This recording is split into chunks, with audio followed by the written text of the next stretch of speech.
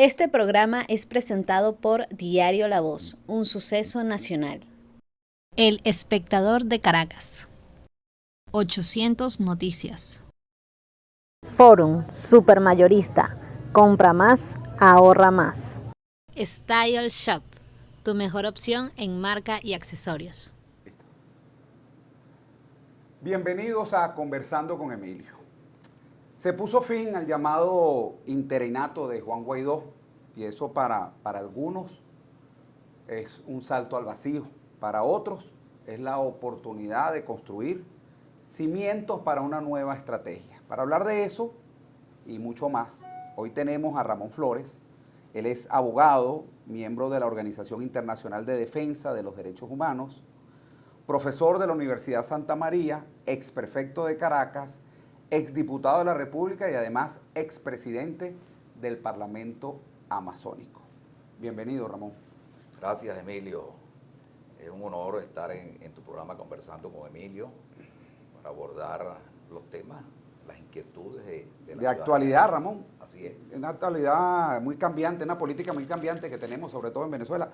¿Qué balance le das tú a ese interinato? Tú fuiste inclusive miembro del Partido Voluntad Popular, conoces a todos los actores de ese interinato, incluyendo a Juan Guaidó, por supuesto, y a Leopoldo López, entre otros.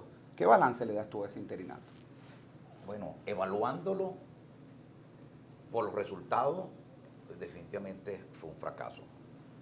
Yo creo que los puntos positivos que se hayan podido conquistar con ese itinerato no se vieron. Definitivamente, es que todo lo que comienza mal, termina mal.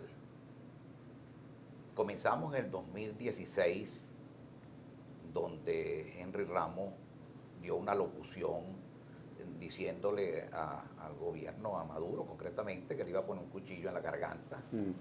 Y por supuesto, siendo un político con una gran experiencia, lamentablemente usó unos términos, entendemos nosotros, un grupo importante de diputados en aquel momento, que no fue lo correcto, y esto devino en que, por supuesto, ellos tenían que defenderse, y utilizaron las herramientas que ellos tenían, bien o mal, yo creo que mal, por supuesto, y declararon un desacato de la Asamblea Nacional por el tema de los diputados de Amazonas. Esto trajo como consecuencia una desbandada de los diputados que en principio no cobraban sino $100 mensuales. He visto tantas especulaciones y comentarios que cobraban, ¿no? En aquel momento por lo menos 16, 17, 18 incluso, cobraban, eran $100. Siendo yo miembro de la fracción parlamentaria de Voluntad Popular, partido que ayudé a fundar con los líderes, muchos otros líderes de esta organización que mencionaste hace unos minutos, fuimos escalando nosotros y conquistamos esos espacios. La unidad, ese fue el momento cumbre de la unidad, sin lugar a dudas, en estos 22 años que ha tenido el gobierno de Chávez y de Nicolás Maduro. Lamentablemente esa desbandada trajo como consecuencia un gran desnivel, una gran desesperación de parte de los diputados, que incluso fue allanado el Parlamento, fueron detenidos algunos diputados, una desesperación que trajo también algunas angustias y algunas protestas excesivas y otras que nosotros creemos que son legítimas, por supuesto. Hubo muertos, heridos, torturados. Yo, cuando no estaba incorporado, fui abogado de Gilbert Caro, de Gilberto Sojo, y pudimos nosotros conocer en profundidad, ¿no?, toda esta temática y esta dinámica. Como consecuencia de esto, Emilio, se abrieron unos grupos. Teníamos que cumplir con el trabajo parlamentario. Y bueno, un grupo se fue hacia Europa a denunciar a Ramírez. Bien o mal, quién lo financió, quién no lo financió, diligentemente fueron hasta allá, interpusieron una denuncia contra Ramírez y contra otros personeros que eran prófugos de la justicia, algunos, otros no. Y bueno, esto devino en una parcela de los diputados. Otro grupo de diputados liderado por Guaidó y otros diputados se fueron a las conversaciones en el extranjero y las negaban. Es decir, estaban conversando y las negaban. Y otro grupo de parlamentarios estaba huyendo por la frontera. Bueno, y esto también, por supuesto, trajo como consecuencia, hoy casi 4 millones de venezolanos han emigrado del país como consecuencia de la situación que vive crítica el país, otros consecuencia del miedo, otros que están refugiados, otros que emigraron porque entienden que no están en democracia. Es decir, cada uno tiene una razón. Lo cierto es que 4 millones de venezolanos, de hermanos nuestros, están fuera del territorio. Ahora fíjate, Ramón, se termina el interinato con todas las consecuencias y todo lo que tú has hecho mención, pero la Asamblea 2015, la Asamblea electa, la Asamblea Nacional electa en el 2015, de la cual tú formaste parte, pretende seguir sesionando. De hecho, eligieron una presidenta, Dinora Gil, y quien por cierto está exiliada en España, y ahora el Ministerio Público le ha dictado un auto de detención. ¿Qué sentido tiene todo eso? Yo creo que mientras más actúan... Tú eres parte de eso también, valdría la pena preguntarte, porque fuiste diputado del 2015. Sí, yo fui diputado en 2015 orgullosamente y agradezco al noble pueblo que me dio esa confianza, esa responsabilidad. Sin embargo, en el año 2019, viendo todos estos desatinos, todos estos desbarajustes, diríamos nosotros en mi pueblo, en Ocumare del Tuy, toda esta diferencia entre unos y otros, todo este desorden, toda esta anarquía, lo que estaba aconteciendo en Venezuela, y como consecuencia de esto, de la actitud de Guaidó de nombrarse presidente interino de Venezuela, con la dualidad de la responsabilidad de presidente de Venezuela y presidente del Parlamento, cuando nosotros en Venezuela tenemos una separación de los poderes. Ahora, nosotros vamos a responder si tenemos un gobierno malo, criticamos al gobierno y decimos que es malo, que es pésimo, que está haciendo las cosas mal, que los servicios públicos no sirven, que hay una gran inflación, etcétera, etcétera. Nosotros vamos a responder de la misma manera, inconstitucionalmente. Creo que actuamos muy mal, creo que la estrategia falló, creo que los resultados lo indican claramente. No veo el avance de Guaidó, no se vio nunca el Ahora avance fíjate, de Guaidó. hay abogados, por ejemplo, hay un grupo de abogados que se hacen llamar bloque constitucional. Entre ellos está Cecilia Sosa Gómez, Román Duque Corredor, Alberto Arteaga, que son cuartos bates, pues como tú bien lo sabes. Y ellos emitieron un comunicado donde alertan que con la eliminación de la presidencia interina se perdería el reconocimiento internacional tanto del gobierno interino como de la Asamblea del 2015, y eso pone, en palabras de ellos, en grave riesgo la defensa de los activos en el exterior. Emilio, yo respeto mucho a la doctora Cecilia Sosa, al doctor Duque Corredor y al doctor Alberto Arteaga, sin duda brillantes juristas venezolanos. Ahora, el tema técnico jurídico está en un lado y por otro lado tenemos una Venezuela despedazada. Tenemos un sueldo, un salario de $7 mensuales. El venezolano no está comiendo bien. El venezolano está siendo asistido en los centros médicos, en los hospitales. No hay gasa, no hay inyectadora, no atienden. Los niños con enfermedades crónicas se están muriendo, incluso los adultos. Es decir, el país está destrozado. En Venezuela las cosas están funcionando muy mal y con el agravante del fracaso de este itinerato, por supuesto que las cosas continúan y van a continuar peor si no se rediseña una estrategia que podamos nosotros salir avante ante estas circunstancias de 22, 23 años que tiene un gobierno socialista. Y esa no es la estrategia. Esa no es la estrategia. ¿Cuál es la estrategia? Emilio, yo pienso, fíjate tú, que lamentablemente nos equivocamos de actores, por un lado, y por otro lado no adminiculamos con suficiente tino con una sala situacional, con los gremios, con los sindicatos, con gente, con los intelectuales, con gente brillante que tiene Venezuela. Pues yo te puedo decir, aquí tenemos nosotros, si tú me preguntaras, yo te digo, aquí tenemos nosotros a Asdrúbal Aguiar, que es no solamente un gran jurista, que fue gobernador del Distrito Federal en aquel momento, gobernador hoy del Distrito Capital, que fue ministro de Relaciones Interiores, de la Secretaría, fue miembro del sistema interamericano, de la Corte Interamericana de los Derechos Humanos, un brillante, además miembro del grupo Ideas, y además un gran jurista. Nosotros tenemos a Calderón Berti, que tiene una gran experiencia y la desaprovechamos.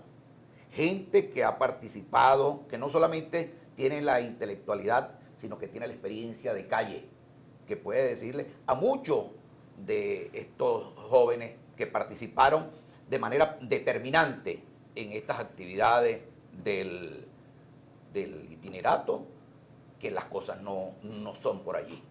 ¿Qué hacemos nosotros con que nos reconozcan 60 países, que nos reconozcan los Estados Unidos y por otro lado está haciendo un negocio con Venezuela?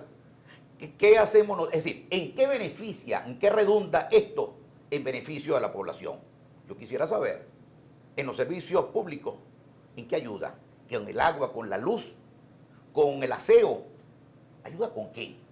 Con los funcionarios públicos. No, lejos de esto, lo que hay es un arroz con mango. En la universidad uno tenía que decirle a los alumnos, ay, ¿qué es esto, profesor? Bueno, esto es historia contemporánea. Aprendan esto. Hoy tienen dos presidentes. ¿Por qué tienen dos presidentes? Uno que está en una actitud y para otro esto no existe. Y para esto no existe. Es decir, aprendan, esto es atípico, pero de derecho contemporáneo, derecho comparado, la historia. Esto es parte de la historia. Teníamos dos presidentes, teníamos dos fiscales generales, teníamos dos contralores, teníamos dos parlamentos, dos tribunales supremos, uno afuera, otro adentro. Entonces yo creo que hay que reorganizar la estrategia, pero no de forma rebelde, no de forma soberbia. Yo soy el que sé, ya yo fui presidente, yo hice esto, yo fui aquello, yo fui embajador. Y creemos que de esa manera nosotros tenemos la verdad absoluta y el monopolio de la verdad. Nosotros debemos hacer una mea culpa y reconocer que se han hecho las cosas mal. Si el gobierno lo ha hecho mal, la oposición lo ha hecho peor. Nosotros hoy estamos fraccionados. ¿Cuántas partes tiene la oposición hoy? ¿Y tú crees que si mañana fuesen las elecciones, nosotros le ganaríamos a Maduro? Nunca, Emilio. Atomizado, la oposición no ganaría. Absolutamente, absolutamente. Entonces nos encontramos que aquí están los alacranes, aquí están las cucarachas, aquí está Odebrecht, aquí está la ayuda humanitaria, aquí está Monómeros, aquí está Citgo, y cada uno de esos tiene una cabeza responsable. O son unas cabezas responsables de algunas irregularidades que se han cometido y que han quedado en el vacío, ¿no? Han quedado como un estigma. Yo te estigmatizo, digo que tú eres esto, y listo, y te descalifico. Ajá. Fíjate, y el país, ¿cómo avanza el país? El periodista Vladimir Villegas decía en sus redes, yo lo estaba leyendo, decía, una vez disuelta la fantasía del llamado interinato, este hecho ratifica la necesidad de una oposición que no sea ni extremista ni entreguista, que sea capaz de convocar, unir y plantear un claro programa de cambio. Sí. ¿Tú estás de acuerdo con ese planteamiento? Me parece muy inteligente y sensato el planteamiento de Vladimir Villegas. Porque fíjate tú que, Emilio, ¿cómo resolvemos nosotros este tema? En mi modesta opinión, en mi modesta lectura, en mi modesto experiencia de la vida, los sectores populares, en mi trajinar por la política y la vida concretamente, más allá de la parte académica y la parte institucional. Yo creo que en Venezuela, y te lo voy a vincular con la respuesta que te di en relativo a los juristas que te mencioné.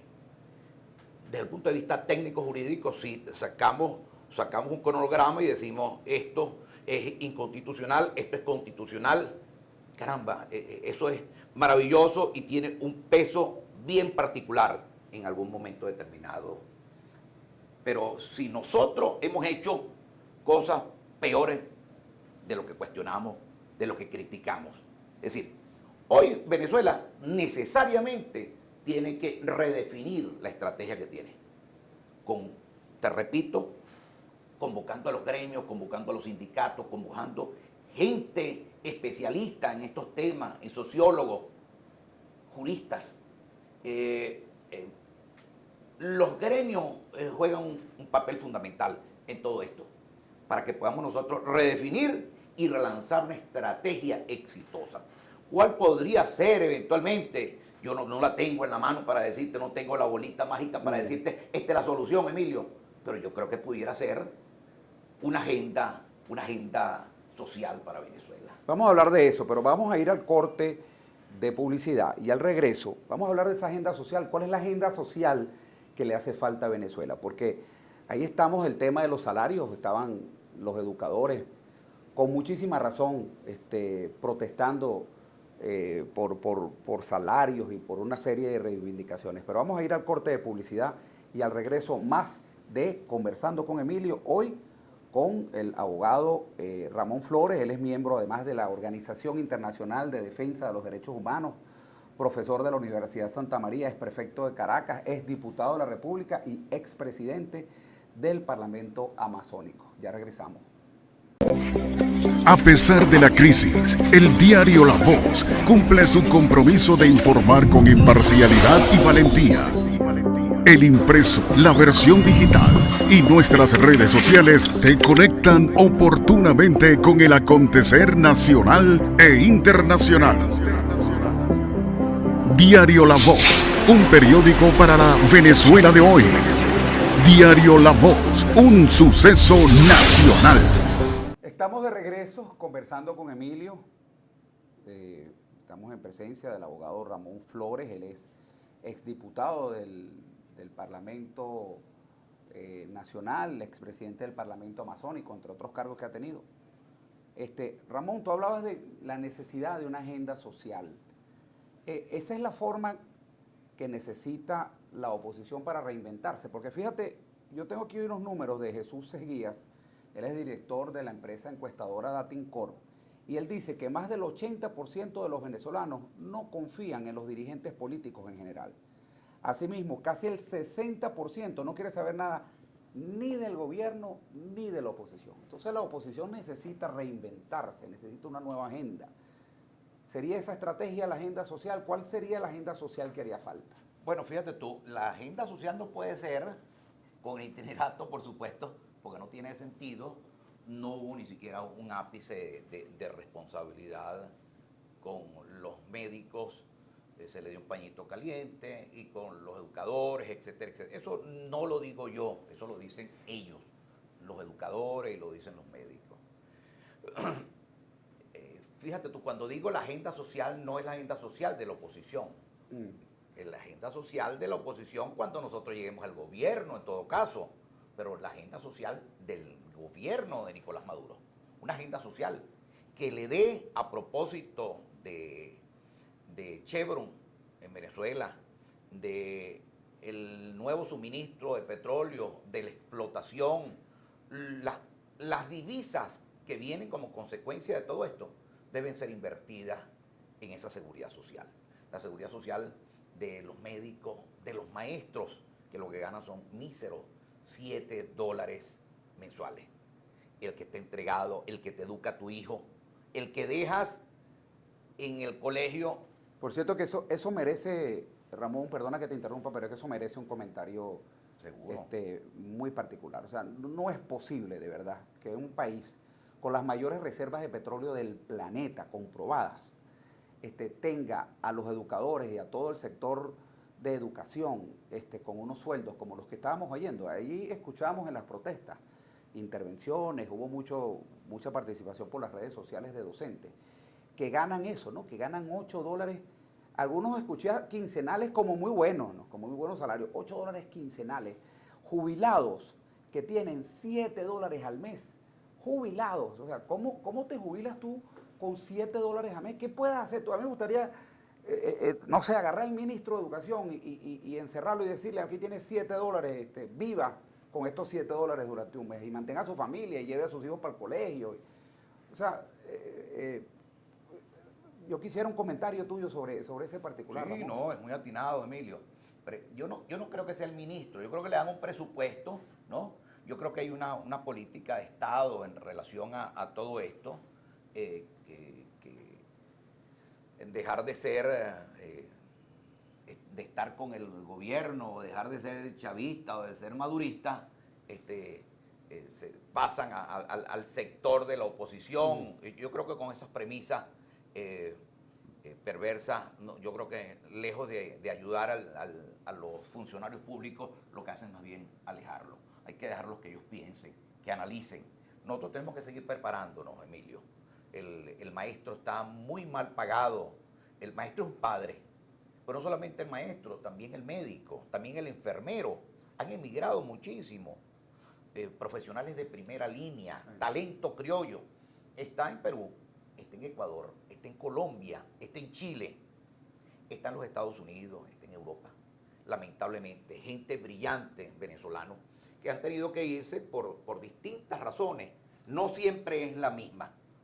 Pero lo que te decía, de la agenda social, el gobierno tiene que implementarla. ¿Por qué? Bueno, porque se aproximan unas elecciones. Yo creo que es una oportunidad importante, no demagógica, sino que realmente se implemente y le dé a los venezolanos un mejor sentido. ¿Tú piensas que efectivamente tendremos elecciones en el 2024? Pudiera ser el 23, pudieran ser, hay algunas especulaciones, hay algunos ruidos, ¿no? En el 24 se adelantan al 23. ¿Elecciones presidenciales o mega elecciones? Pudiera haber una mega elección, no sabemos con precisión, ¿no? Pero pudiera haber una mega elección para nombrar nuevos cargos públicos en Venezuela, diputado, presidente de la República, alcaldes legislativos de los estados, concejales, etcétera, etcétera. Pero más temprano que tarde, es decir, mientras tanto la gente se sigue muriendo, la gente sigue sin comer, no hay respuesta del gobierno. Sí. Tiene que haber una respuesta, Ojalá que sea esa, ¿no? Esa agenda social. Pero en el caso concreto de nosotros, la oposición, alguien me preguntaba, Emilio, y vienen las primarias, ¿y tú crees que las primarias van a resolver el problema de la salud, de la inflación, de la devaluación? El venezolano, como tú lo señalabas, el 85% de los venezolanos no está pendiente de eso. Lo que quiere es trabajar, quiere ganarse sus cosas. Ahora fíjate, el pueblo en general, la gente que adversa al gobierno, que no le gusta al gobierno o apoya a la oposición, quiere ver a un candidato unitario. Yo no sé si único, porque la oposición está dividida en algunos sectores que pareciera que no, definitivamente tienen una agenda distinta. Se pudiera hasta cuestionar si son de oposición. ¿Tú crees que de esas primarias pudiera salir un candidato que invite a la gente a participar, que motive la esperanza, que motive la participación de la gente? Emilio, Y eso de un resultado a favor de esa candidatura en el 2024 o 23 cuando sean las elecciones presidenciales. yo creo que hay muchas heridas. Yo creo que hay que pasarle la mano. Fíjate tú que la oposición no habla, oposición con oposición. Sin embargo, si van a México y hablan con el gobierno. El gobierno habla con la oposición, pero después el gobierno tiene que sentarse con la otra oposición y después con la otra El oposición. gobierno se está sentando con todos los sectores de oposición. Con todos los sectores de la oposición. Pero la oposición con la oposición, no. Porque tú eres alacrán y tú eres cucaracha. Tú eres chiripa y tú estás en monúmero y tú estás en Odebrecht. Y así sucesivamente nos estigmatizamos. Entonces la oposición es mala. Prendieron el ventilador y el gobierno lo que anda es tomando nota. Pues. No, y comiendo de lo mismo que está diciendo Sí, la oposición contra los opositores. Y le dice a uno, tienes razón tú. Le dice a la oposición. Tienes razón tú, tienes razón. Este es un ladrón y este es un ladrón. No lo estoy diciendo yo, lo está diciendo ellos mismos. Ustedes, lo está diciendo la oposición. Sí.